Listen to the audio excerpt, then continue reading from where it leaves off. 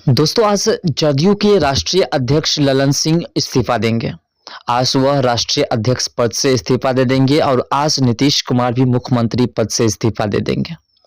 तो क्या नीतीश कुमार ऐसा होने देंगे कि ललन सिंह को राष्ट्रीय अध्यक्ष से इस्तीफा दिलाएंगे? क्या अगर उसे इस्तीफा देनी पड़ेगी तो फिर नीतीश कुमार को मुख्यमंत्री पद से भी इस्तीफा देनी पड़ेगी? और क्या ऐसा होगा तो फिर इसका परिणाम क्या निकलेगा? तो आज के इस वीडियो में इसी बात पर विस्तार से चर्चा करेंगे। लेकिन इससे पहले आपको बता दें कि लोकसभा चुनाव 2024 का नज़दीक है और इसी के लिए जो है बिहार की राजनीतिक अस्थिरता का माहौल बन रहा है। धीरे धीरे माहौल जो है काफ़ी गर्मा रही है और इसी बात को लेकर के विशेष तौर पर चर्चा चलती रहती है। बिहार के मुख्यमंत्री नीतीश कुमार दिल्ली पहुंच चुके हैं और जनता दल यूनाइटेड के राष्ट्रीय अध्यक्ष राशिव रंजन सिंह उर्फ ललन सिंह भी दोनों शुक्रवार 29 दिसंबर यानी कि आज के दिन दिल्ली में होने वाली पार्टी की राष्ट्रीय कार्यकारिणी की बैठक में रहेंगे।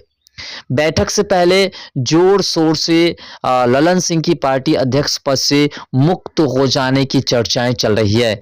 ललन सिंह ने भी इसका जवाब नहीं दिया है और नीतीश ने भी ललन सिंह ने जदयू टूट को अफवाह बताया तो नीतीश इस बैठक को नॉर्मल बता करके आगे बढ़ गया।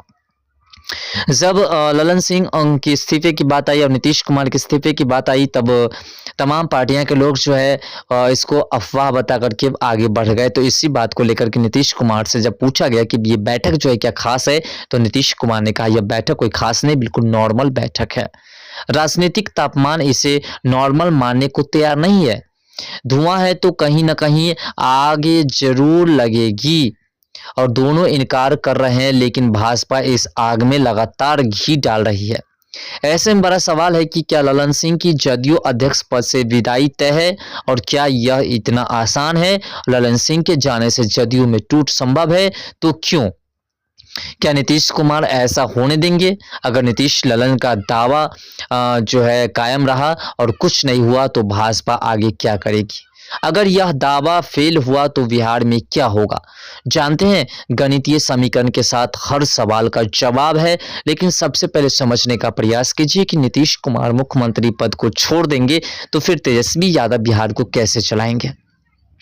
क्या तेजस्वी यादव बिहार को फिर से अपने पिता के रास्ते पर चलाएंगे? क्या तेजस्वी यादव फिर से पिता की तरह ही घोटाला करेंगे बिहार में? ऐसे तो उसके ऊपर भी आरोप है लैंड फॉर जॉब स्कीम का, तो क्या ऐसा ही सिलसिला चलता रहेगा? ललन सिंह ने कहा कि पार्टी एक रहेगी और नीतीश बोले कि सब सामान्य है। अगर यह दावा सही निकला तो क्या होगा? जवाब भाजपा औंधे मुंह गिरेगी और जब यह सब कुछ अटक ही नहीं तो पूरी तरह अफवाह साबित होगा। तो इस आग में घी डालना बेकार जाएगा। यह बात कोरी अफवाह रही तो 2024 के लोकसभा चुनाव के लिए इंडी अलायंस में सीटें का बंटवारा होगा और जिसमें सीएम नीतीश कुमार की ही चलेगी। भाजपा के नीतीश कुमार की पार्टी जदयू, लालू प्रसाद यादव की पार्टी राष्ट्रीय जनता दल और कांग्रेस के गठजोड़ के मुताबिक होना आसान नहीं होगा। इस गठबंधन के सामने जब 2015 के विधानसभा चुनाव में भाजपा अकेले पड़ी थी तो हश्र सामने आ गया था। इस बार जातीय जनगणना शिक्षक भर्ती जैसे मास्टर स्ट्रोक के सामने भाजपा अकेली खड़ी होगी। लोकसभा चुनाव में बिहार भाजपा के पास प्रधानमंत्री नरेंद्र मोदी के मैजिक का ही सहारा होगा, क्योंकि प्रधानमंत्री मोदी के ही बल पर जो है बीजेपी चुनाव जीतती है। ललन सिंह ने कहा कि पार्टी एक रहेगी। अगर सिर्फ यह बात कायम रही तो बाकी जैसा भाजपा कर रही है अटकलें वह सही निकला तो इसका जवाब आप समझ सकते हैं कि क्या होगा। सीएम नीतीश कुमार ने कहा कि बैठक सामान्य है। अगर सिर्फ यह दावा सही निकला तो इसका सामान्य बैठक के दौरान सामान्य तरीके से अध्यक्ष बदल दिया जाएगा तो क्या होगा? जवाब, अगर इसे सामान्य प्रक्रिया बताते हुए चुपचाप ललन सिंह को किनारे किया गया तो सवाल उठेगा कि कुछ समय पहले ही उन्होंने दोबारा अध्यक्ष क्यों बनाया गया था। क्योंकि प्रश्न उठता है कि जब ललन सिंह को अध्यक्ष पद से हटाया जाएगा तो कुछ दिन पहले ही अध्यक्ष पद पर उसे दोबारा बिठाया गया है और इसी में नीतीश कुमार को मुख्यमंत्री पद से हटाने की यानी कि नीतीश कुमार इस्तीफा देंगे तो ये भी प्रश्न उठेगा कि नीतीश कुमार अगर इस्तीफा ही देना था नीतीश कुमार को तो फिर वह बीजेपी से अलग होकर के क्यों आरजेडी और जदयू का गठबंधन किए थे? इस सवाल का जवाब तो नीतीश कुमार को ही बैठक में देना होगा। इसके बाद अध्यक्ष के लिए 3 विकल्प होंगे। स्वयं नीतीश कुमार, भाजपा को अच्छी तरह समझने वाले रणनीतिकार के रूप में समृद्ध मंत्री संजय झा और हमेशा मुख्यमंत्री के आसपास दिखने वाले अनुभव मंत्री विजय कुमार चौधरी। नीतीश के अलावा दोनों पास जो फॉरवर्ड हैं, और या फिर ललन सिंह हो या फिर जो भी उसके मंत्री हैं, वो सभी संदेश के लिहाज से जदयू अध्यक्ष तय होंगे और जो भी अध्यक्ष बनेंगे उनके सामने जदयू और राजद के बीच फिलहाल समन्वय बनाना भी चुनौती होगा और इंडी अलायंस में भागीदारी को मजबूती से लाते हुए वापस नीतीश कुमार को यहां चेहरा के रूप में लाने की अहम जिम्मेदारी होगी। क्योंकि देखिए, नीतीश कुमार मुख्यमंत्री पद से इस्तीफा देकर के ललन सिंह की जगह पर जा सकते हैं, या फिर विजय कुमार चौधरी जा सकते हैं, या फिर संजय झा जा सकते हैं।